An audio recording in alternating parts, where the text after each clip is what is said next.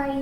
இந்த லாஸ்ட்டாக ஒரு வீடியோ போட்டிருந்தேன், நான் கவுன் ஸ்டிச் பண்ணிகிட்ருக்கேன் அப்படின்னு. இப்போ வந்து மேலே இருக்கிற ஃப்ரண்ட் அண்ட் பேக் வந்து முடிச்சிட்டேன். இப்படி வந்துட்டு பார்ட்டாக பார்ட் 1, பார்ட் 2, பார்ட் 3 அப்படிங்கிற மாதிரி இந்த ஃபுல் ஃப்ராக்கையும் முடிக்கும்போது ஒவ்வொரு டீட்டெயிலாக உங்களுக்கு சொல்கிறேன். இதில் வந்து மேலே இந்த நெட் கொடுத்துருக்கேன், உள்ளே வந்து சாட்டின் ப்ளஸ் அது உள்ளே காட்டன். இது வந்து உள் பக்கம் பாருங்கள்.